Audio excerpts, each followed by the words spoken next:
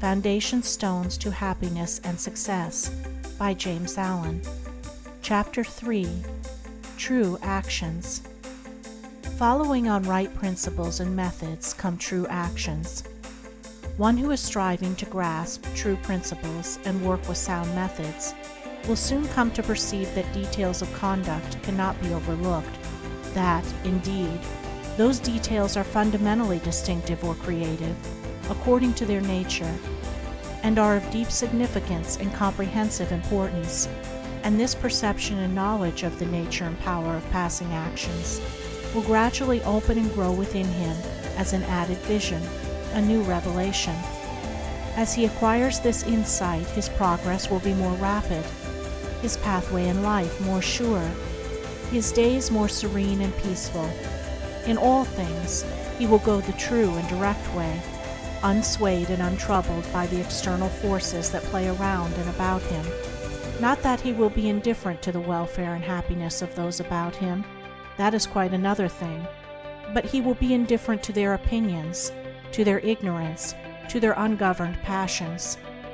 By true actions, indeed, is meant acting rightly towards others, and the right doer knows that his actions, in accordance with truth, are but for the happiness of those about him, and he will do them even though an occasion may arise when someone near to him may advise or implore him to do otherwise. True actions may easily be distinguished from false by all who wish so to distinguish, in order that they may avoid false action and adopt true. As in the material world, we distinguish things by their form, color, size, etc., choosing those things which we require, and putting by those things which are not useful to us.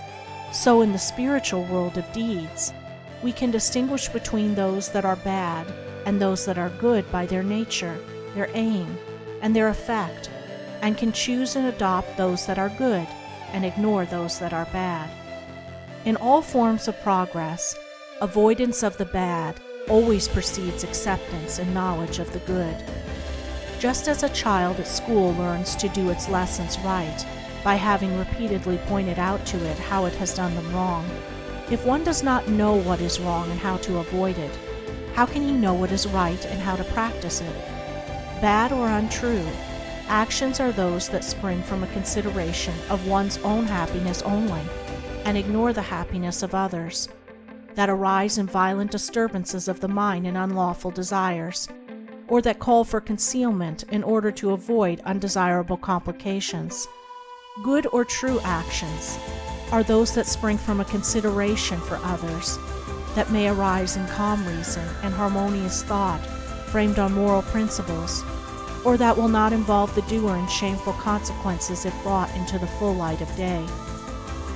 The right doer will avoid those acts of personal pleasure and gratification which by their nature bring annoyance, pain, or suffering to others, no matter how insignificant those actions may appear to be.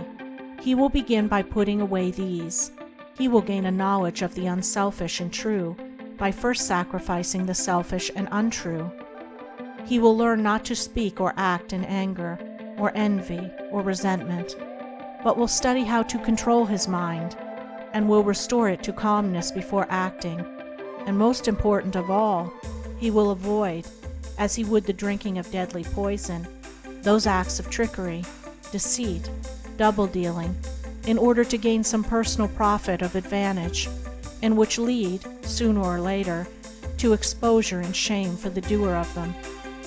If a man is prompted to do a thing which he needs to conceal, and which he would not lawfully and frankly defend if it were examined of witness, he should know by that it is a wrong act, and therefore to be abandoned without a further moment's consideration. The carrying out of this principle of honesty and sincerity of action, too, will further lead him into such a path of thoughtfulness and right doing as will enable him to avoid doing those things which would involve him in the deceptive practices of other people. Before signing papers, or entering into verbal or written agreements, or engaging himself to others in any way at their request, particularly if they be strangers, he will first inquire into the nature of the work or undertaking, and so, enlightened, He will know exactly what to do, and will be fully aware of the import of his action. To the right doer, thoughtlessness is a crime. Thousands of actions done with good intent lead to disastrous consequences because they are acts of thoughtlessness. And it is well said that the way to hell is paved with good intentions. The man of true action is, above all things, thoughtful. Be ye therefore wise as serpents and harmless as doves. The term thoughtlessness covers a wide field in the realm of deeds. It is only by increasing in thoughtfulness that a man can come to understand the nature of actions, and can, thereby, acquire the power of always doing that which is right. It is impossible for a man to be thoughtful and act foolishly. Thoughtfulness embraces wisdom. It is not enough that an action is prompted by a good impulse or intention. It must arise in thoughtful consideration, if it is to be a true action. And the man who wishes to be permanently happy in himself, and a power for good to others, must concern himself only with true actions. "I did it with the best of intentions" is a poor excuse from one who has thoughtlessly involved himself in the wrongdoing of others. His bitter experience should teach him to act more thoughtfully in the future. True actions can only spring from a true mind, and therefore while a man is learning to distinguish and choose between the false and the true, he is correcting and perfecting his mind, and is thereby rendering it more harmonious and felicitous, more efficient and powerful.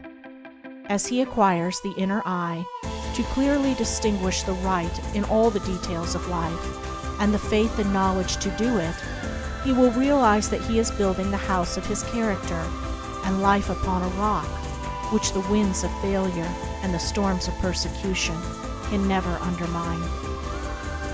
End of Chapter 3. Recording by Andrea Fiore.